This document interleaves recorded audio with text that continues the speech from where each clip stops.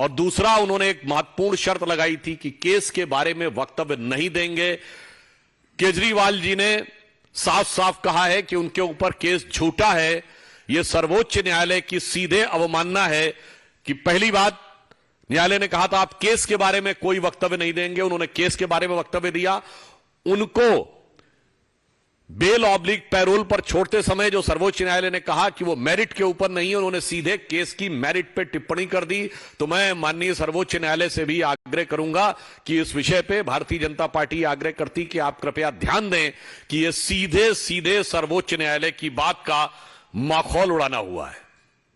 और उससे बड़ी बात हो गई है, अभी इन्होंने बाहर निकलकर अनाप शनाप बोलना शुरू किया। मैं आप लोगों से कहना शुरू करूंगा, ईडी की जो चार्जशीट है उसको जाके पढ़ लीजिए, किस किस प्रकार की बातें, पैसे का ट्रांजैक्शन, ये सारी फैक्ट बातें हुई हैं। इसीलिए सर्वोच्च न्यायालय ने कहा कि केस की मेरिट अपनी जगह है, उसके ऊपर यह कोई निर्णय नहीं है। उसके बावजूद ये बोलना बहुत आपत्तिजनक और वैधानिक और कानूनी दृष्टि से ये एक प्रकार से अपने अपराध को और बढ़ाने वाला है। परंतु आप एक और बात देखिए हुआ, इधर ये बाहर आए नहीं कि एक जगह से सरहद पार से सदाएं आ गई। पाकिस्तान के पूर्व मंत्री फवाद चौधरी, जो पहले जवाहरलाल नेहरू जी को महान सोशलिस्ट, राहुल गांधी को साहब कह चुके हैं, मोदी जी को हटाने का संकल्प कर चुके हैं, वो पाकिस्तान का पूर्व मंत्री केजरीवाल जी की तारीफ करने लगा, स्वागत कर दिया।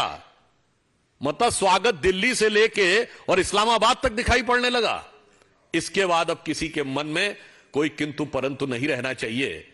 और सुनिए वो क्या क्या बातें बोल जाते हैं। पहले तो उनके पास पता नहीं कहां कहां से ज्ञान आता। पहले कहते थे मेरे पास फला अधिकारी के बारे में पता है, मुझे ये भी पता है। अब वो ये कहते हैं कि प्रधानमंत्री जी बात करते हैं तो उनकी पार्टी के बारे में ज्यादा बात करते हैं। मतलब ये सीधे सीधे चुनौती हो गई कांग्रेस पार्टी के लिए। यानी मियां बाहर आए नहीं कि कहने लगे सबसे इंपॉर्टेंट तो अब हम हो गए विपक्ष में, यानी कांग्रेस पार्टी को सेकेंडरी कर दिया उन्होंने। तो मुझे लगता है कि जिस प्रकार के उन्होंने ये बातें की हैं ये बहुत गंभीर है। भारत की राजनीति में मूल्यों के ध्वस्त करने के वो सबसे बड़े प्रतीक बनकर उभरे हैं। भाषा की मर्यादा में उन्होंने जिस प्रकार की निम्नता दिखाई है वो सर्वथा निंदनीय है। और उन्होंने आकर अपने इंडी गठबंधन के सदस्यों को एक प्रकार से आईना दिखाना शुरू कर दिया है। सर्वोच्च न्यायालय के उन्होंने निर्देशों का माखौल उड़ाना शुरू कर दिया है और उन्हें सीमा पार पाकिस्तान से समर्थन मिलना शुरू हो गया है। तो मुझे लगता है जिस नक्शे कदम पे इंडी गठबंधन पहले चल रहा था उसी दिशा में और अधिक अवनति होते हुए वो आगे पहुंच गए हैं। बस अंत में मैं उनका यह साधुवाद व्यक्त करना चाहता हूं कि जाने में या अनजाने में उनके मुंह से एक सही बात निकल गई कि मोदी जी पुनः प्रधानमंत्री बनने जा रहे हैं। और मैं मानता हूं कि इस घटना के बाद निश्चित रूप से देश की जनता को यह भी समझ में आएगा कि किसी अपराध में आरोपी होने के बाद किस धृष्टता के साथ, किस निर्लज्जता के साथ और अपनी पार्टी में सभी लोगों को किस चालाकी के साथ किनारे लगाने के बाद इस प्रकार का एक नाटकीय प्रस्तुतिकरण किया जा सकता है। धन्यवाद। First question please. फर्स्ट या केजरीवाल ने आज जो उस स्पीच में कहा कि 20 सालों तक भारतीय जनता पार्टी या कोई पार्टी दिल्ली में आम आदमी पार्टी को हरा नहीं सकती, इसलिए बीजेपी ने षड्यंत्र रचा और षड्यंत्र रच के उनको जेल पहुंचाया। 20 साल आगे की बात की है और 10 साल में उनके हालात क्या हो गए हैं।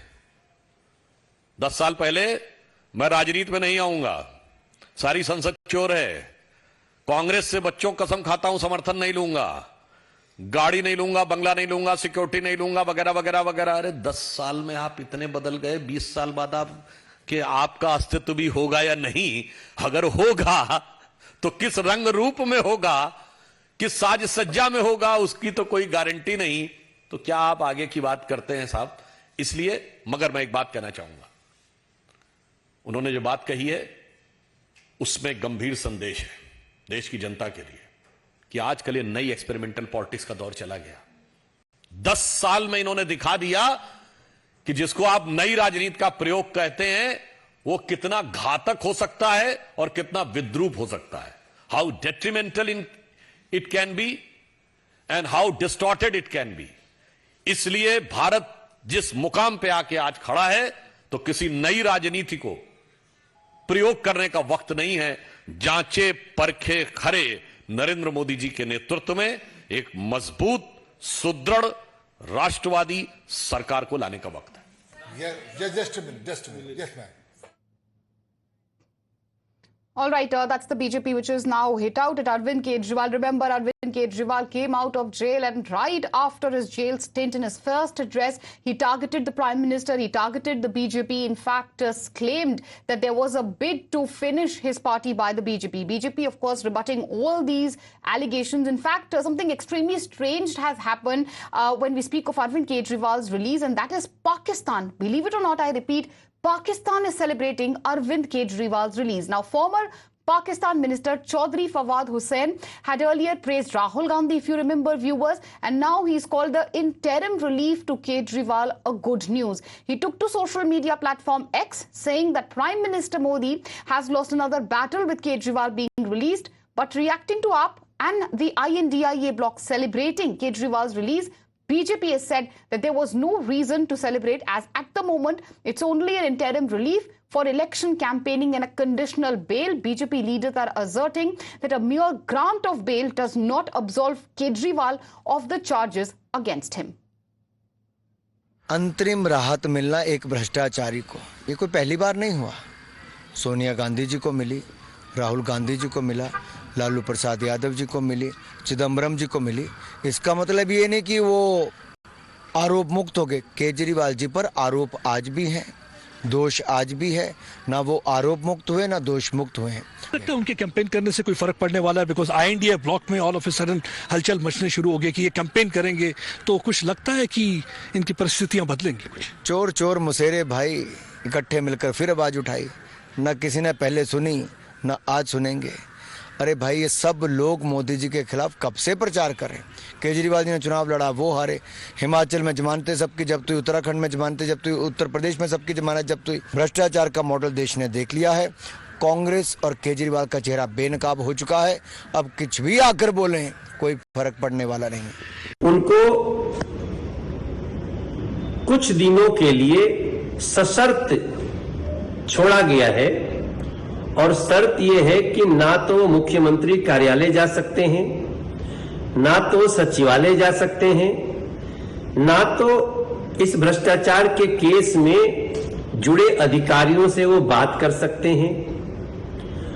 और ऐसे में स्पष्ट होता है कि माननीय न्यायालय ने अरविंद केजरीवाल जी के चेहरे पर एक कालिख लगा करके भेजा है उनको। अब वो जनता को क्या मुंह दिखाएंगे, हम तो ये सोच रहे हैं। एक डकैत अगर उनको बेल मिला तो इससे उत्सव करने का तो कोई बात नहीं है।